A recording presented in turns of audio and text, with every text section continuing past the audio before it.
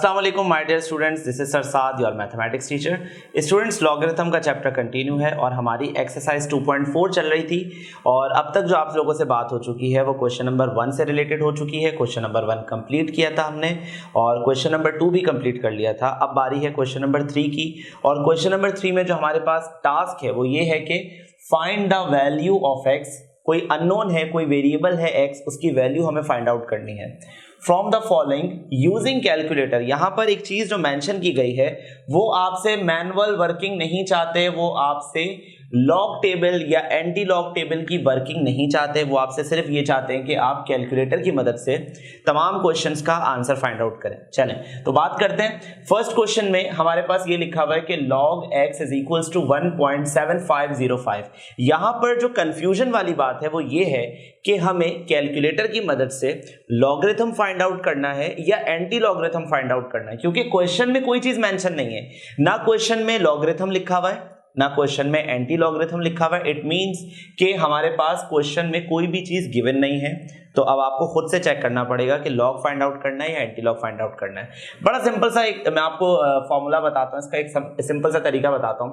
अगर हमें for example x की वैल्यू फाइंड आउट करनी हो और हमारी इक्वेशन ये हो 2x इज इक्वल्स टू 8 लिखा हो, ठीक है, और हमें सिर्फ x की वैल्यू फाइंड आउट करनी हो, तो हमारी कोशिश ये रहती है कि x को सेपरेट कर लिया जाए, अलहदा कर लिया जाए, बिल्कुल अलग कर लिया जाए और कौन सी साइड पे रहने दिया जाए, लेफ्ट हैंड साइड पे रहने दिया जाए।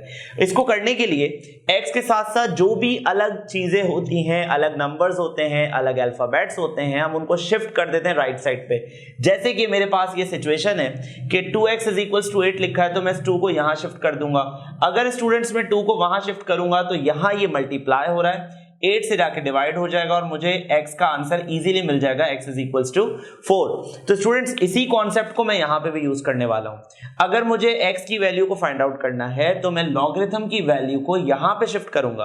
तो अब सवाल ये आता है log x से मल्टीप्लाई हो रहा है तो क्या राइट साइड पे जाके डिवाइड हो जाएगा? ऐसा हरगिज नहीं है। मैंने आपको बताया था कि जब भी log वाला ऑपरेशन अपनी जगह चेंज करता है, अपनी पोजीशन चेंज करता है, लेफ्ट से राइट या राइट से लेफ्ट आता है, तो वो एंटी लॉग में कन्वर्ट हो जाता है। तो यहां पर सिचुएशन कुछ ऐसी हो जाएगी स्टूडेंट्स कि x is equals to anti log of 1.7505। तो स्टूडेंट्स हमें इसका एंटी लॉग निकालना है, पर यूजिंग कैलकुलेटर। इस दफा एंटी लॉग टेबल नहीं देखा जाएगा, इस दफा हम सिर्फ और सिर्फ साइंटिफिक कैलकुलेटर की मदद से एंटी लॉग निकालना सीखेंगे। अच्छा, साइंटिफिक कैलकुलेटर से एंटी लॉग कैसे निकाला जाता है इस पे जरा बात करते हैं स्टूडेंट्स। हमारे पास जैसे एक ऑप्शन था लॉगरिथम फाइंड आउट करने के लिए, मैंने आपको लास्ट वीडियो लेक्चर में बताया था कि अगर आप लॉगरिथम फाइंड आउट करना चाहते हैं तो उसके लिए ऑप्शन यूज किया जाता है लॉग, ठीक है। तो स्टूडेंट्स एंटी लॉग के लिए क्या करें? अब प्रॉब्लम यहां पर ये है कि एंटी लॉग जैसा कोई भी बटन, कोई भी ऑप्शन आपको आपके कैलकुलेटर में नजर नहीं आएगा। तो सवाल ये आया कि एंटी लॉग के लिए करेंगे क्या? तो स्टूडेंट्स याद कीजिए एंटी लॉग का कॉन्सेप्ट क्या है। एंटी लॉग के कॉन्सेप्ट में मैं बार बार आपसे ये सवाल पूछता हूं कि 10 की पावर अगर हम रखें 1.7505 तो हमें आंसर में क्या मिलेगा? यही होता है एंटी लॉग का कॉन्सेप्ट, है ना, कि 10 में अगर आप ये पावर रखोगे तो आंसर क्या मिलेगा।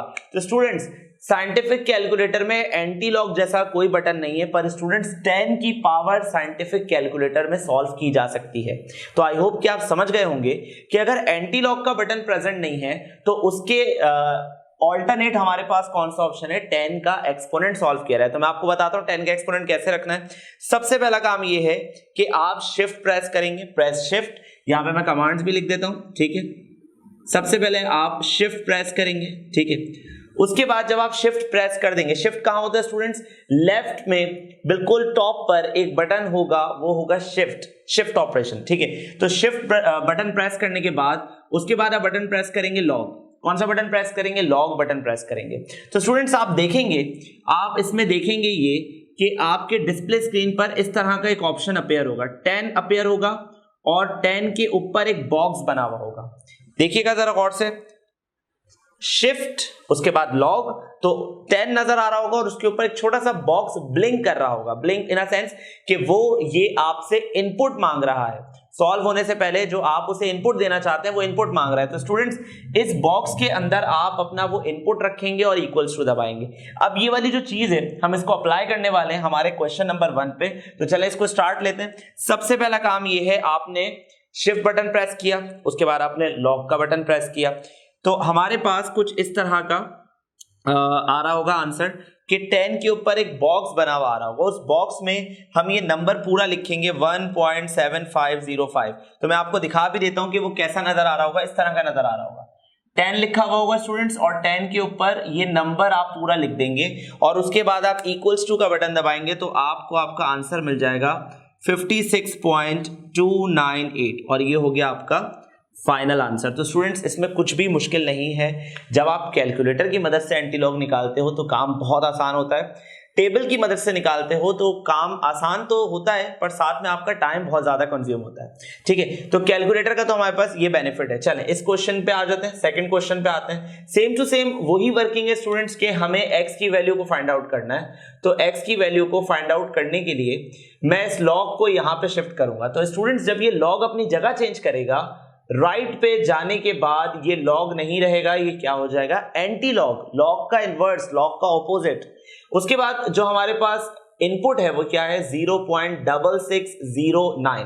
अकॉर्डिंग टू प्रीवियस क्वेश्चन हम इसको भी वैसे ही सॉल्व करने वाले हैं जैसे हमने प्रीवियस क्वेश्चन को सॉल्व किया था। तो सबसे पहला आप शिफ्ट प्रेस करेंगे, उसके बाद आप लॉक प्रेस करेंगे, ऊपर एक बॉक्स ब्लिंक कर रहा होगा, उस बॉक्स में आप ये इनपुट लिखेंगे 0.6609 और इक्वल्स टू दबा देंगे तो आपके पास स्टूडेंट्स आंसर आएगा 4.5803। सो ये हो गया आंसर। पॉइंट के बाद आप जितने डिजिट्स लिखना चाहो लिख सकते हो, पर एडवाइस ये है कि पॉइंट के बाद कम से कम 4 डिजिट लाजमी लिखने होंगे।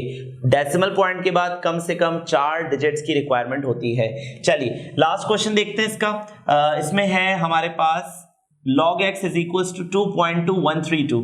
तो ये हो जाएगा students x is equals to anti log, ठीक है, और 2.2132। तो इसको साइंटिफिक कैलकुलेटर की मदद से जब आप फाइंड आउट करोगे तो आपको इसका आंसर मिलेगा 163.38। x is equals to 163.3804। तो स्टूडेंट्स ये मैंने 3 पार्ट करवाए हैं इस क्वेश्चन के ताकि आपको आइडिया हो जाए कि एंटी लॉग साइंटिफिक कैलकुलेटर की मदद से कैसे फाइंड आउट किया जाता है। अच्छा, अब हम एक्सरसाइज नंबर 2.5 पर आएंगे, मगर उससे पहले हमें लॉगरिथम्स के कुछ रूल्स को डिस्कस करना है जिसकी मदद से हम एक्सरसाइज 2.5 के तमाम क्वेश्चंस को सॉल्व करने वाले हैं। तो देखते हैं लॉगरिथम के वो रूल्स कौन से हैं।